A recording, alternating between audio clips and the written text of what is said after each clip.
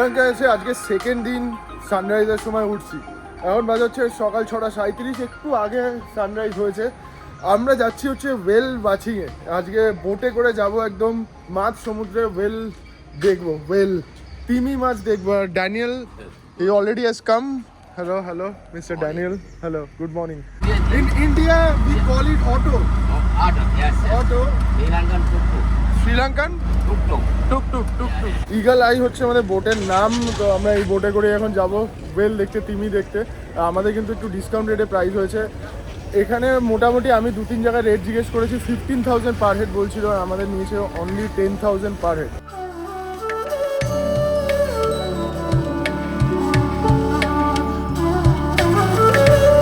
বোটের যে অবস্থা দেখছি, আমরাই একমাত্র ইন্ডিয়ান রয়েছে, বাকি সব ইটালি, জার্মানি, ফ্রান্স এসব জায়গা থেকে রয়েছে। 6:51 হয়েছে এখন, আর আমাদের বোট কিন্তু ছেড়ে দিয়েছে 6:50-এর সময়। এখন 6:51 বাজে, 6:50-এ বোট ছেড়েছে। মনে হচ্ছিল আমাদের জন্যই ওয়েট করছিল।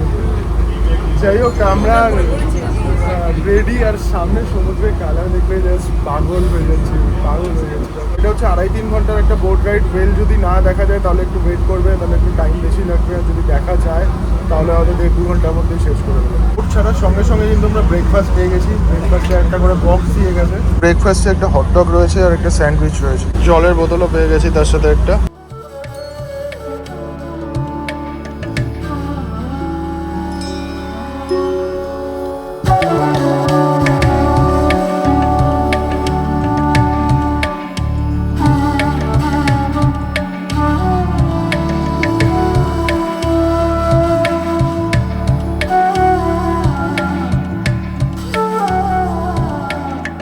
প্রায় 30 মিনিট হয়ে গেল আমাদের বোট কিন্তু সামনের দিকে এগিয়েই চলেছে। এখনও অবধি কিন্তু তিমি মাছের কোনো রকম দর্শন আমরা পাইনি। তবে সামনে বেশ কিছু বোট দাঁড়িয়ে আছে, আর একটা বড় জাহাজও আমি দেখতে পাচ্ছি। হয়তো ওইখানে গিয়ে বোটটাকে কিছুক্ষণের জন্য স্টে করাবে আর ওইখানেই রাউন্ড মারবে, যদি ওখানে দেখা যায়। আমি সামনের দিকটা তোমাদের দেখাচ্ছি, তাহলে তোমরা বুঝতে পারবে জায়গাটা দেখে। ওখানে বেশ কয়েকটা বোট কিন্তু ঘোরাঘুরি করছে। দেখো এই জায়গাটা, এখানে বেশ কয়েকটা বোট কিন্তু ঘোরাঘুরি করছে। সব বোটগুলো এক জায়গায় জড়ো হয়ে গেছে কিন্তু, সব বোটগুলো। এখানে সামনে ডলফিন দেখা যাচ্ছিল, এই ডলফিন পুরো এগুলো ভাসছে।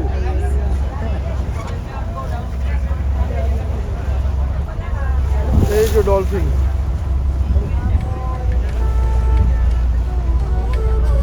এক ঝাঁক ডলফিন ছিল। খুব সুন্দর দু একটা শট পেয়েছে, কিন্তু সেগুলো ভার্টিক্যাল শট হয়ে গেছে। ব্যাকগ্রাউন্ডে তোমরা দেখতে পাচ্ছ। এখন ডলফিনের যে ঝাঁকটা ছিল সেটা সামনের দিকে যেহেতু এগিয়ে গেছে, আমরা ওদিকেই যাচ্ছি।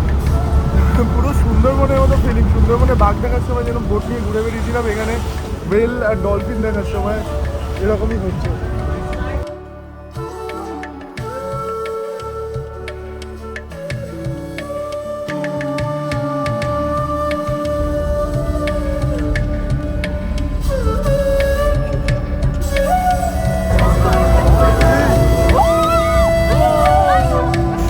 দেখা গেছে, দেখতে পেয়েছি। ক্যাপচার হচ্ছে নাকি বলতে পারছি না।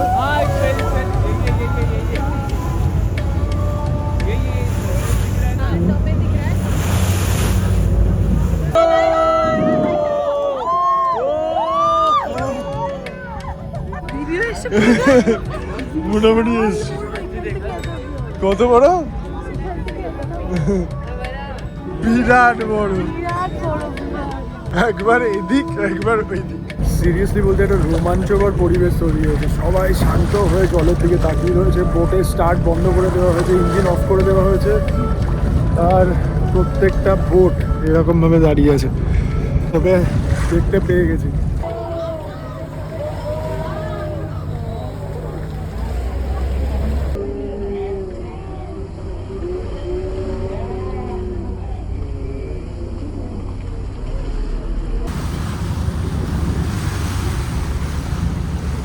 গাইড আমাদের একটুখানি বলে দেবে যে কি ওয়েল ছিল আর কখন, মানে কিরকম ভাবে দেখা যায়। Name of the well? If you are wondering which whale species currently we are watching, it's a fin whale, the Fin. second largest whale species.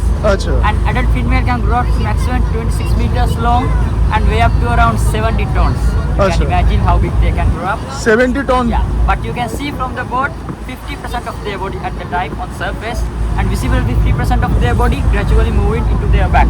Sometimes you show their tail like blue whales. The rest of the body always remain under the water. So if you need to see the whole length of body at once, you have to have dive with them, you have to have aerial view with them. Thank you well দেখা শেষ, আবার একটু খাবার চলে এসেছে আমাদের জন্য, কলা পেয়েছি যাতে আর কেক আছে, এটাও কেক কেক দিয়ে নাও।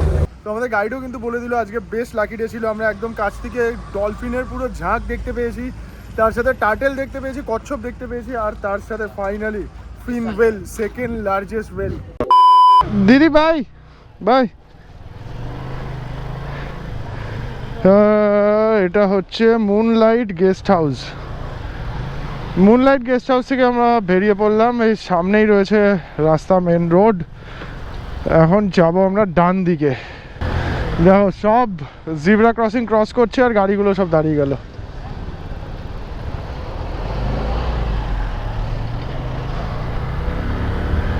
তো যাই হোক, এই হচ্ছে মিরিসা সি বিচ। আমার লেফট সাইডে রয়েছে মিরিসা সি বিচ, অসম্ভব সুন্দর একটা সি বিচ। গতকাল আমরা এখান থেকে গেছিলাম ভেতরের দিকে, তো সি বিচটা তোমাদের গতকালের ব্লগেই দেখিয়ে দিয়েছি, আর আজকে তো গেছিলাম ওয়েল সাফারি করতে। ওফ, কালার দেখো সমুদ্রের, জাস্ট কালার দেখো। সব সানবাত নিচ্ছে, ফরেনাররা সব সানবাত নিচ্ছে, শুয়ে শুয়ে সব সানবাত নিতেই যাচ্ছে। তো দারুণ একটা বিচ, দারুণ একটা বিচ। আর আমরা যে ওয়েল সাফারি করলাম, এই যে এখান থেকে বিচে যাওয়া যায়, আমরা যে ওয়েল সাফারি করলাম এটা 15,000 রেট রয়েছে। অফ সিজনে একটু কম, এখন যেহেতু সিজন চলছে 15,000-এ কমে কেউ দেয়ই না। আমি 2-3 জায়গায় খোঁজ নিয়েছি, তবে আমাদের যে অটোওয়ালা ড্যানিয়েল ভাইয়া, ওই কিন্তু করে দিয়েছে 10-10। আসলে ব্যাপারটা হয়েছে কি, আমি তোমাদের বলে দিচ্ছি বুঝিয়ে, যে হয়তো 2-3টে সিটই ফাঁকা ছিল বোটটাতে, উপরের দিকে 2-3টে সিটই ফাঁকা ছিল। তো ওরা দেখলো যে দুজন কম যাওয়ার থেকে মোটামুটি 10-20 হাজার টাকা যদি চলে আসে তাহলে ভালো। তো এটাই হচ্ছে ব্যাপার, 10-20 হাজার টাকা দিয়ে ওয়েল সাফারি করেছি, তবে দারুণ লেগেছে, দারুণ লেগেছে। তো তোমরা বুঝতেই পেরেছো, একদম ওয়েল, ফিন ওয়েল কাছ থেকে যাচ্ছে, অসম্ভব সুন্দর অনুভূতি। হ্যাঁ, বনি তো আবার ওর যে স্পাউট, ওটা তোমার ওই ঝর্ণার মতো ছাড়ছে, যেটা ওই ফোয়ারার মতো, সেটার আওয়াজ পেয়েছিস তো পুরো? আমিও পেয়েছি আওয়াজ, ও সামনে থেকে দেখেছে। হ্যাঁ হ্যাঁ, একদম একদম সামনে, একদম সামনে দিয়ে গেছে আর কি। আর হ্যাঁ, আরেকটা জিনিস যেটা বলার, সেটা হচ্ছে ওই ড্যানিয়েল ভাই যে অটোওয়ালা, তার নাম্বার আমি আমার ডেসক্রিপশানে দিয়ে রাখলাম। তোমরা যদি আসো এদিকে, তো ড্যানিয়েলের সাথে কথা বলতে পারো, ও একটু সেটিং করে কম টাকায় করে দিতে পারে। মানে প্রথমে কি করবে, প্রথমে তোমরা নিজেরা চেক করবে, দেখবে, একটু বার্গেনিং করে দেখবে, 2-3টে জায়গায় চেক করবে। এই মিরিসা এখানেই হয়, সব কিছু বিচেই তোমরা পেয়ে যাবে, অফিস টফিস রয়েছে। তো প্রথমে ওদের কাছে চেক করে নেবে যে কি বলছে, তারপরে ড্যানিয়েলকে ফোন করে দেখতে পারো। ড্যানিয়েল যদি ওর থেকে ডিসকাউন্টে করে দেয় তাহলে ভালো, ড্যানিয়েলের থেকে নিয়ে নেবে। তো 10-20 হাজার টাকা ভালো ডিল ছিল, আর বারবার বারণ করে দিয়েছে কাউকে বলতে না। এটাই হচ্ছে ব্যাপার। যাই হোক, গতকাল আমরা উনাবাটুনা পৌঁছে যেতাম, কিন্তু যেহেতু আগে মিরিসা পড়েছে আর এখানে আমাদের ডলফিন সাফারি করা বা ওয়েল সাফারি করার কথা ছিল, তো তাই জন্য আমরা মিরিসাতেই থেকে গেছি। আর অত সুন্দর সমুদ্রের কালার কালকে বিকালবেলা দেখে না মনে হয়েছে এখানেই থাকি এখন। তো থেকেছি মিরিসা বিচ, আমরা পুরো এনজয় করেছি, সি ফুড খেয়েছি, হোয়াইট স্ন্যাপার ফিশ, তো সব কিছু মিলিয়ে মিশিয়ে দারুণ একটা দিন, দারুণ একটা রাত মিরিসাতে কাটিয়ে আমরা বেরোচ্ছি এখন মিরিসাকে বিদায় জানিয়ে। এখন সমুদ্রের পাশ দিয়ে যাব আমরা। উনাবাটুনা পড়বে 29 কিলোমিটার পরে। উনাবাটুনাতে থাকতে পারি, গলেও থাকতে পারি। আমাদের গতকালই গল বা উনাবাটুনাতে থাকার কথা ছিল, তো দেখতে হবে আজকে কোন কোন জায়গায় থাকি। পুরো রাস্তাটাতেই মনে হচ্ছে বিচ দেখতে পাবো আমরা, পুরো রাস্তাটাতেই পরপর পরপর সব বিচ। এই দেখো সমুদ্রের পাশ দিয়ে পুরো মেরিন ড্রাইভ। এটা রাইড করতে করতে খুব জোরে খিদে পাচ্ছিল, ওই জন্য সমুদ্রের পাশেই একটা রেস্টুরেন্টে, একটা ক্যাফেতে ঢুকে পড়েছি। লাঞ্চ করবো এখানে, আর লাঞ্চে অর্ডার করেছি হচ্ছে চিকেন কারি আর রাইস, ভাত, মুসুর ডাল সেদ্ধ, পাঁপড় ভাজা, কুমড়োর তরকারি, বিনস ভাজা, পাঁপড় ভাজা, চিকেন। টোটাল থালিটার দাম হচ্ছে 750 রুপিস। 750, হ্যাঁ, মানে ইচ, কিন্তু হ্যাঁ, ইচ 750 রুপিস। আজকে সকালে যখন ওই বোটে যাচ্ছিলাম, সামনে দাঁড়িয়েছিলাম আমি, আর 4-5টা ডলফিন ঠিক এইরকমভাবে বড়, মেজো, ছোট এরকম আকারে সাজিয়ে না ঠিক আমার বোটের নিচ দিয়ে যাচ্ছিলো। এত সুন্দর লাগছিল, আমার চোখে পুরো ভাসছে ওই ছবিটা। নিউ গোল্ডেন বিচ হোটেল থেকে খাওয়া দাওয়া করে নিয়েছি। 1500 টাকা লেগেছে এখানে। পুরোটাই বিচ এরিয়া, তোমাদের যেরকম বলছিলাম পুরোটাই বিচ এরিয়া। এই রাস্তা দিয়ে যেতে যেতে একটা জিনিস আমার মাথায় চলছে যে 2004 সালের সুনামিতে এটা কিন্তু পুরো ধ্বংস হয়ে গেছিলো, পুরো শেষই হয়ে গেছিলো, কারণ পুরো ওভারফ্লো করে জল এদিকে চলে এসছে। এদিকে ট্রেন লাইন রয়েছে আবার। এই হচ্ছে আজকে আমাদের রুম, আজকের দিনের জন্য উনামাটুনাতে রুম। ঠিক আছে, একদম নতুন হয়েছে, একদম নতুন হয়েছে। তো এসে চেঞ্জ করে আবার বেরিয়ে পড়েছি, তাড়াতাড়ি চেঞ্জ করেছি, ল্যাপটপটা খুলেছি, কপিতে বসিয়েছি কিছু জিনিস, তো তারপরে আবার বেরিয়ে পড়েছি। আমাদের হোমস্টে থেকে 150-200 মিটার ডিস্টেন্স হবে উনামাটুনা বিচের। সামনের দিকে যাচ্ছি উনামাটুনার দিকে, আর এসেই আগে ড্রোন শট নিয়েছি। ড্রোন শট দেখা উপর দিকে।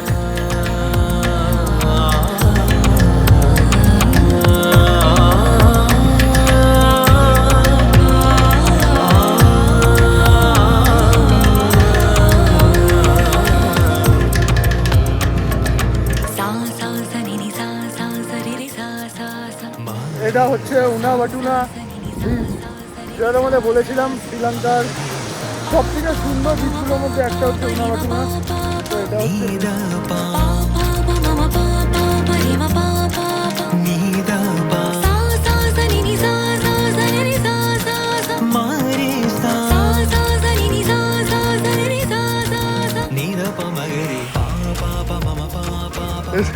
কি করেছে দেখো ওকে, ওর বাবা। How do you feel? Cool. It's cool. You are from? From Russia. From Russia. বাহ, রাশিয়া থেকে এসেছে। এবার সি ফুডের চক্করে চলে এসেছি ক্যাফেতে বসে সি ফুড দেখছিলাম। আজ একটু ক্র্যাব খাওয়ার ইচ্ছা রয়েছে, কারণ বনির ক্র্যাব খেতে ইচ্ছা করছে। ক্র্যাব খাবি? হোয়াইট স্ন্যাপার কালকে আমরা 3500 দেখেছিলাম, আজকে এখানে 3500ই দেখাচ্ছে। তো লাস্ট অব্দি কালকে 3000 নিয়েছিল। আমরা এখন হোয়াইট স্ন্যাপারের জন্য বলিনি, আগে ক্র্যাব দেখবো, ক্র্যাব যদি কতটায় পোষায় তাহলে খাবো। আর এই বিচটা বনির সাথে আমি ডিসকাস করছিলাম, ওটা বাঘা বিচের মতো লাগছে না বিচটাকে? দেখো বাঘা বিচটা আরেকটু লম্বা, এটাই ছোট তুলনামূলক, বাট মানে অ্যাম্বিয়েন্সটা বাঘা বিচের মতো। দেখতে পাচ্ছ সি ফুড, এটা হচ্ছে রেড স্ন্যাপার, রেড কালারের রেড স্ন্যাপার। এই যে রেড স্ন্যাপার ফিশ, আর এইটাকে বলছে কোরাল ফিশ। আর এদিকে ক্র্যাব এসছে, ক্র্যাবের সাইজ খুব একটা বড় নয়। এই যে এখানে ক্র্যাব রয়েছে, এইটা হচ্ছে crab. The name of the crab you know? No, only crab. হ্যাঁ, এই হচ্ছে ক্র্যাব। 4000 রুপিস হচ্ছে হাফ কিলোর জন্য বলেছিল, এটা 600 গ্রাম হয়েছে। তো 600 গ্রাম আমাদের নিচ্ছে হচ্ছে 3500 টাকা। আমরা একটু বার্গেন করেছি, বার্গেন করে 3500 টাকা করেছি। প্লেন অমলেট অর্ডার করেছি, এটা হচ্ছে 350 রুপিস। দুটো ব্রেড দিয়েছে আর তার সাথে অমলেট। আর বনিয়ারা কোল্ড ড্রিঙ্ক অর্ডার করেছে, এটা বোধ হয় 300 and 400 হবে, কিছু একটা হবে। ক্র্যাব হচ্ছে কালকের মতো আজকে বলে দিয়েছি, ক্র্যাবে একটুখানি বেশি নুন দিতে, আমরা একটু নুন বেশি খাই আর কি, আর একটু স্পাইসি তৈরি করতে বলেছি। এই হচ্ছে আমাদের crab with chips, French ফ্রাইজ, chips and salad. Crab with chips and salad. এই ক্র্যাবটার দাম হচ্ছে 3500 টাকা। এরকম দেখতে।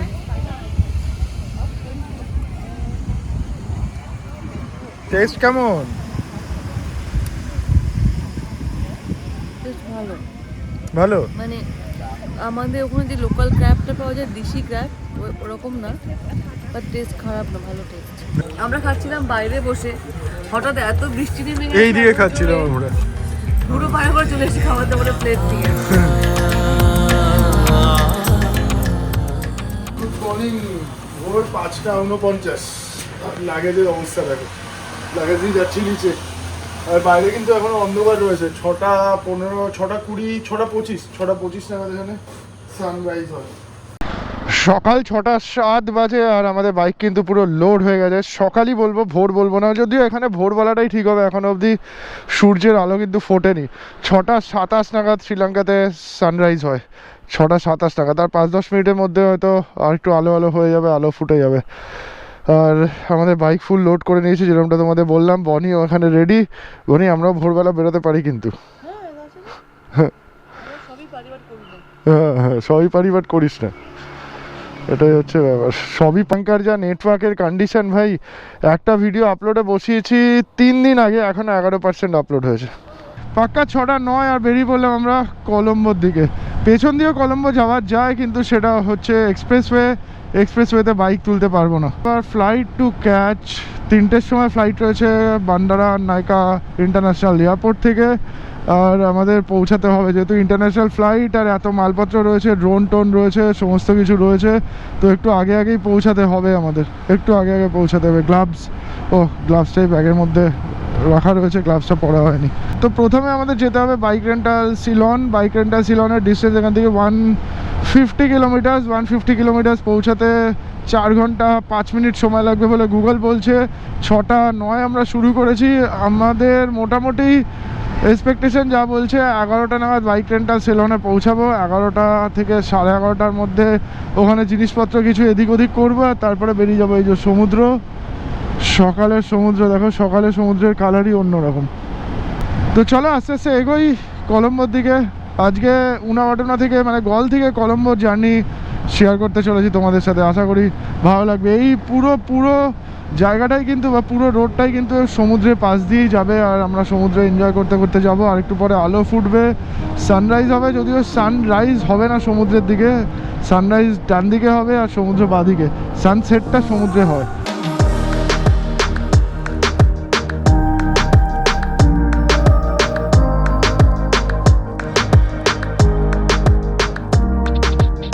বৃষ্টি পড়তে শুরু হয়ে গেল, বৃষ্টি পড়তে শুরু হয়ে গেছে।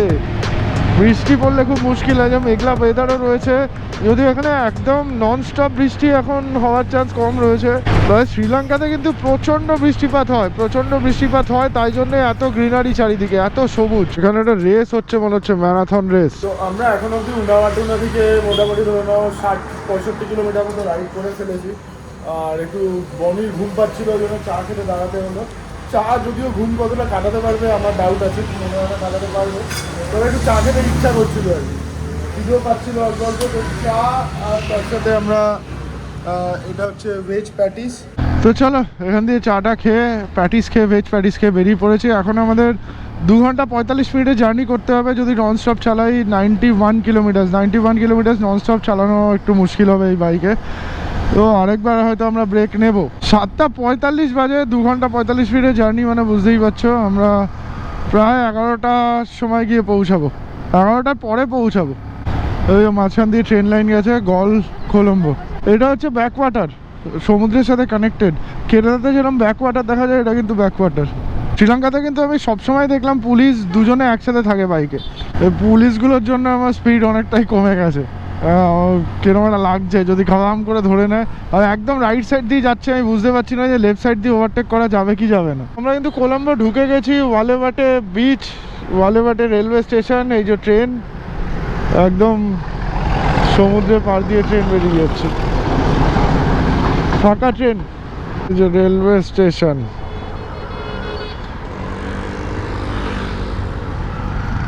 দেখেছো সব গাড়ি দাঁড়িয়ে গেল কিন্তু। কলম্বোর one of the tallest buildings, তো ওর সামনে দাঁড়িয়ে একটু ফটো তুলে নিলাম। এই হচ্ছে সমুদ্র। এইসব এরিয়া থেকে কলম্বো যে কতটা উন্নত সেটা কিন্তু বোঝাই যাচ্ছে, বেশ উন্নত। শ্রীলঙ্কার অবস্থা একটু খারাপ হয়েছে, তবে ঘুরে নিশ্চয়ই দাঁড়াবে। বিল্ডিংগুলো দেখো, স্ট্রাকচারগুলো দেখো বিল্ডিংয়ের, মানে কোনো ইউরোপিয়ান কান্ট্রিকে হার মানিয়ে দিতে পারে। এই সামনে যে বিল্ডিংটা রয়েছে, উপরে একটা টাওয়ার, পুরো রকেটের মতো লাগছে টাওয়ারটা। নিচে রকেটের যে নিচের পার্টটা, ওটাকে অনেকটা লোটাস পদ্ম ফুলের মতো দেখতে লাগছে। দারুণ, এক একটা বিল্ডিং এর এক একটা বিশেষত্ব রয়েছে, এক এক রকমের মাহাত্ম্য রয়েছে। দারুণ লাগছে বিল্ডিংগুলো দেখতে। ওই যে আচ্ছা, ওটাই মনে হচ্ছে লোটাস টাওয়ার, কলম্বোর লোটাস টাওয়ার কিন্তু 351 মিটার, মানে প্রায় 1150 ফিট মতো হাইট। ওটাই লোটাস টাওয়ার মনে হলো। দেখো এদিকে সামনে কলম্বো পোর্ট রয়েছে, আর প্রত্যেকটা বিল্ডিং কিন্তু দারুণ দেখতে লাগছে এখানে, দারুণ। মানে মনে হচ্ছে যে একটা উন্নত দেশে বাইক রাইড করছি, উন্নত দেশের রাস্তাঘাট, উন্নত দেশের আর্কিটেকচার, উন্নত দেশের মানুষজন। এখানকার মানুষজনও সত্যি খুব উন্নত। রোড দেখো, কোনো নোংরা পড়ে নেই, কোনো একটা প্লাস্টিকের চিহ্ন মাত্র নেই, আর তার সাথে সাথে সুন্দরভাবে সাজানো সমস্ত কিছু। ওই যে লোটাস টাওয়ার, এই দেখো, ওটা হচ্ছে কলম্বোর বিখ্যাত লোটাস টাওয়ার বনি। ও লাভলি, কি লাগছে শহরটাকে, পুরো ঝাঁ চকচকে একটা শহর, পুরো ঝাঁ চকচকে। ছিল কলম্বো মেন রোড, একদম এই রোড দিয়ে সোজা এখন 22 কিলোমিটার যেতে হবে, গিয়ে ডান দিকে পড়বে bike rental salon.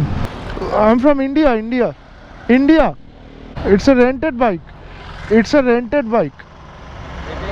Huh. I have all the documents. It's camera gadgets were for like this. Bike rental সেলনে এসে আমরা ফ্রেশ ট্রেশ হয়ে নিয়ে এখন বেরোচ্ছি। Okay bro, bye. তো পিকমিটা অ্যাকচুয়ালি করে দিয়েছে হচ্ছে এখানকার ভাইয়া। আলটিমেটলি খুব ভালো ঘুরেছি। শ্রীলঙ্কার মধ্যে আমার সব থেকে বেশি ভালো লেগেছে সেটা হলো সমুদ্র, মানে সি সাইড। মানে সমুদ্র দেখে আমার মন ভরে গেছে, চোখ ভরে গেছে। মানে মন ভরেনি, পুরো বলবো না যে মন ভরে গেছে। আর মনে হচ্ছে যেন আরেকটু থাকলে ভালো হতো। হ্যাঁ, সমুদ্রে আমরা কম টাইম পেয়েছি। আমরা একদম লাস্টে পৌঁছেছি, খুব কম টাইম পেয়েছি। সি সাইডে আরেকটু টাইম স্পেন্ড করতে পারলে মনটা পুরো খুশি হয়ে যেত। বাট চোখ আমার ভরে গেছে। কালকে ওই বোটিংটা মানে সুপার ছিল, সুপার। ওটা আমি ভুলতেই, যাকেই ফোন করছি আমি ওটাই বলছি, ওটা আমার লাইফে বেস্ট এক্সপিরিয়েন্স ছিল। তোমরা যদি বাইক রেন্ট নিয়ে ঘুরতে পারো, খুব একটা কিছু এক্সপেন্সিভ কিন্তু না। হ্যাঁ, মানে যদি একটু মানে বার্গেনিং করে নাও, রুম টুমগুলো, খাবার সব নর্মাল খাবার দিয়ে আছে, সস্তা, সব কিছু মিলিয়ে কিন্তু খুব একটা এক্সপেন্সিভ নয়। তোমরা কিন্তু শ্রীলঙ্কা আরামসে ঘুরতেই পারো।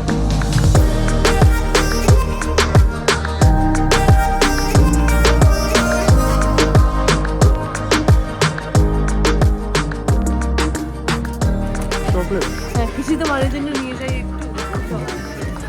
এটা কত দাম? $12।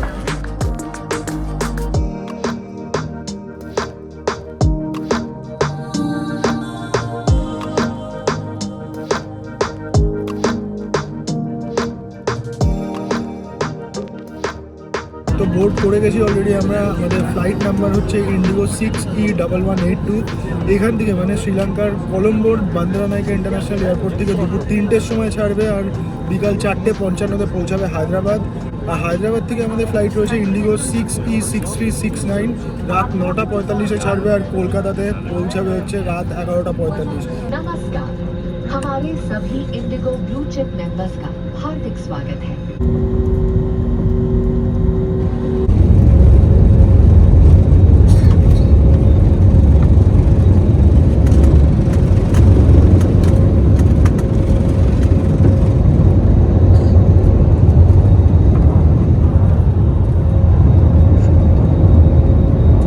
হায়দ্রাবাদে আমাদের 4 ঘন্টা 45 মিনিটের টোটাল লেওভার রয়েছে। আর এখানে এসে আমি যে জিনিসটা করেছি সেটা হচ্ছে ভিডিও আপলোড।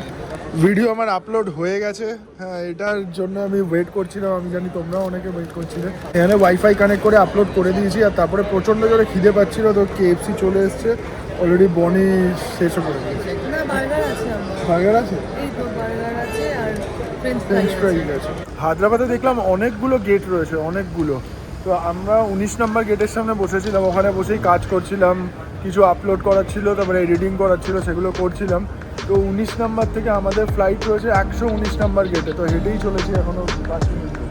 ল্যাপটপ খুলে নিয়েছি, হালকা কাজ করবো। আর বন্ধু দিকে দেখছে আমাদের ব্লগ দেখছে।